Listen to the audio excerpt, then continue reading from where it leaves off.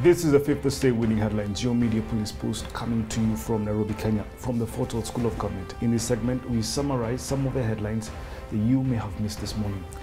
But we also take a look at some of the political pieces that we call cartoons in this country. Today is the 7th of April, 2022, and I am Tuel. I'm Serbia. And I am 2J, and in case you missed today's headlines, here they are. In the Daily Nation, Raila and RUTO cut deals to save allies. In the Standard, Raila's new Mr. Fix-It. The Star, RUTO's twin assault on Uhuru Raila over BBI. And finally, in the People Daily, why Yatani has nowhere to hide. So I think I want to start today with a question, or a thought rather, that Prof posed on Twitter this week. Right. He asked, why is it that Kalenjins are under RUTO? Luos are under Raila. Yes. Kambas are under Kalonzo. And yet Kikuyus are told that to be ethnic is bad. Yes. Yeah. How does this make sense? So today I want to offer an answer to this thought. Right. And my answer comes from the strategies of the original colonizers themselves, the British. Yes. Across their colonized empire, the British Muzungus followed only one commandment: divide and rule. Yes. In India, this meant separating the Hindus from the Muslims. Yes. In Nigeria, they split the Igbos from the Hausas. Yes. And here in Kenya, our various ethnic groups were divided, subdivided, and redivided for administrative purposes. Correct. And what was the objective here? Yeah. Simple. It made it easier for the colonizers to consolidate their power and subject us to their authority. Yes. This is one of the longest and most efficient political strategies to date. Correct. Now, when the Muzungus left, they did not take this divide and rule concept with them. Yes. We inherited it. Kabisa. They passed it on to our new leaders. But no one executed it better than Mzee Moi himself. Yes. He took the colonizer methods and perfected them, specifically by ensuring that the Gema-Luo dominance would never materialize. Yeah. So as a good student of Moi, what has Arab RUTO learnt? Niccolo Machiavelli said it best, that a captain must endeavor with every art to divide the forces of the enemy, either by making him suspicious of his men in whom he trusted, or by giving him cause that he has to separate his forces. And because of this, he becomes weaker. And dear Kenyans, in case you didn't know, you have become weaker. While Baba has consolidated his 44%, William RUTO has isolated central Kenya from the rest of the country. Yep. He told Kikuyus that BBI was bad when it was a promise for more resources. He has flirted to get the Gema vote. But apparently, and I say apparently, the Kenya Kwanza agreement is 60% RUTO, Yes. 40% Mudavadi, and 0% Gema. Yes. In fact, Malala confirmed this with details of how UDA and ANC will split government after the elections, minus Kikuyus. Yes. In other words, Kikuyus will be out of government for the next 30 years. And the worst sin of all, William RUTO has told Kikuyus that Uhuru Kenyatta has done nothing for them. He has lied to their faces and made them doubt their leader, and they believed him. So my dear Kikuyus, a scheme to fix you is taking place. Yeah. This is divide and rule at work. Yes. Are you seeing what your miserable future is going to look like? No, it's a good place to end, because I want to tell them this. We want to hypothesize that August 2022 will mark the end of Kikuyu dominance. Kikuyu's your economic and political dominance is finito. It's kalas. The moment Raila or RUTO swear their oath of office, you will cease being important. And you won't cease, you won't cease being important because RUTO or Raila will be in power. No. You will cease being important because you were divided when they were taking power. In fact, whether you Kikuyus vote for RUTO to a man or give Raila only 900,000 votes, you are done. Why do I say so? For the last 100 years, Kikuyus have always enjoyed state privilege, even during the colonial administration. In fact, if it wasn't for the colonial privilege, we want to argue that Kikuyu economic dominance would not exist as we know it today. How, you may ask? It was through a document called the Devonshire White Paper of 1923. Here's some history. In 1923, the Colonial Secretary, Victor Christian William Cavendish, the Duke of Devonshire, published the white paper regarding the status of all settlers and natives in the colony of Kenya. The essence of the paper was to prioritize the interests of Africans over other races. But more importantly, that the British Colonial Office was a trustee of native races.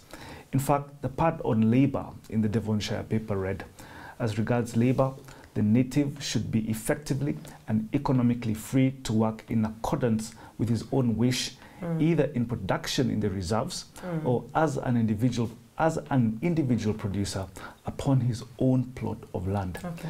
And herein was where the Kikuyus got the head start. At the time, 7 out of 10 adult Kikuyu males in Kiambu alone worked for European cash crop farmers. They initially grew cash crops for white settlers, but suddenly got the freedom to grow them for themselves.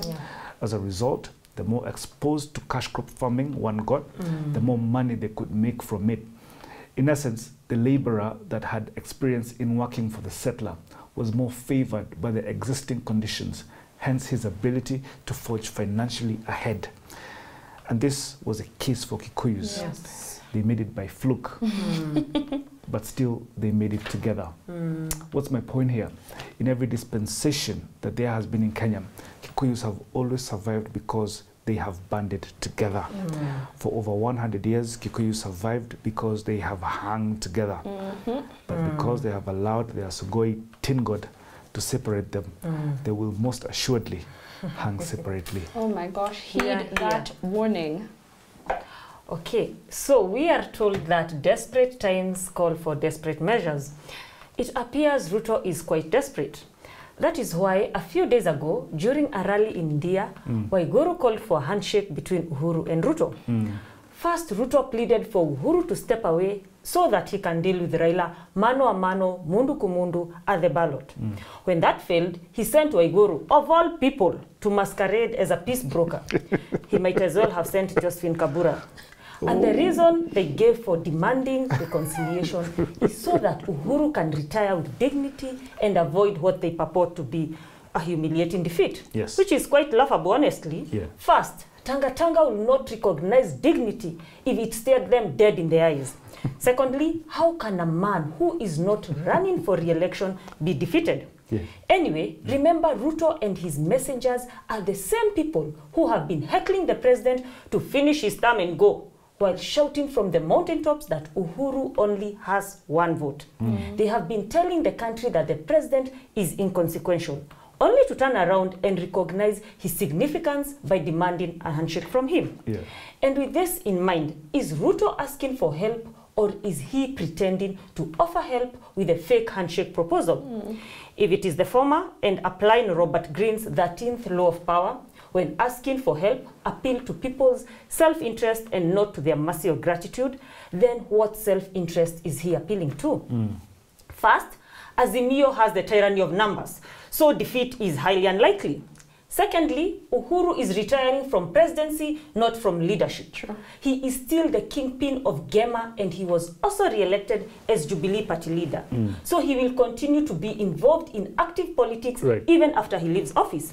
In light of this, is it possible that Ruto is trying to force Uhuru's hand by making a deal? And he is. He has misunderstood the nature of the handshake. A handshake is not about cohesion, but resolution. This means that you go into a handshake not with the aim of getting your way, but of figuring out a way together. And Ruto's proposal for a handshake is a solution he'd like and not one that works for both men. So if indeed Ruto has misunderstood the nature of a handshake, then why does he want one? Could it be that Ruto is playing a psychological game? Still, one thing we can learn from Ruto's demand is that he needs Uhuru Kenyatta. Yes. And without Uhuru's blessings, UDA is going nowhere. Remember, UDA politicians were once Jubilee politicians, and they ascended to power due to the mere fact they were tethered to Uhuru's dominance.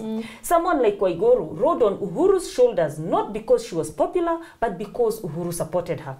What they fail to understand is that their designs and devices cannot surpass those of Uhuru Kenyatta. They are like a domesticated eagle. Even if it flies, it still has to come back to the owner. It is no longer an eagle, it is a kite.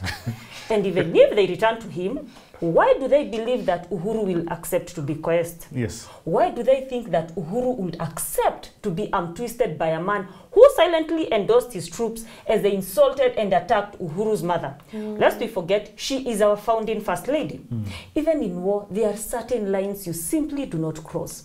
Why should he shake hands with a man that has tried to not only impeach him, but assassinate him? Or better yet, a man whose very name is synonymous with betrayal? These are the questions that RUTO must ask himself before he insults our collective intelligence by pretending to ask for a handshake. Finally, we have good news and bad news for RUTO. The good news is a handshake is possible. The bad news is that just as it happened with Raila, he must first be defeated, then he can get a handshake. Take it or leave it. Predictions for 2022. You heard it first from Serbia. Handshake can only come after he's been defeated. For sure. I love it. All right, so on that note, we have a three-part criteria that we use to assess the headlines by. We ask ourselves, is it topical or speculative? Is it repetitive or groundbreaking? And finally, is it thoughtful or just plain lazy? Yeah. Daily Nation, Raila and RUTO cut deals to save allies. Yes. The Standard, Raila's new Mr. Fix-It. Yes. The Star, RUTO's twin assault on Uhuru, Raila over BBI. People Daily, why Yatani has nowhere to hide. I like the Mr. Fix-It. I like the Mr. Fix-It too. I think that's in reference to Raphael Tuju, who was just announced as Secretariat, the Azimir Secretariat Executive Director. Absolutely. Congratulations. Well done. New jobs for everyone. Yes. Yeah, I would agree with you. I vote for the Standard also. Okay, so on that note, we toss the Daily Nation, Star and People Daily and award the winning headline to the Standard.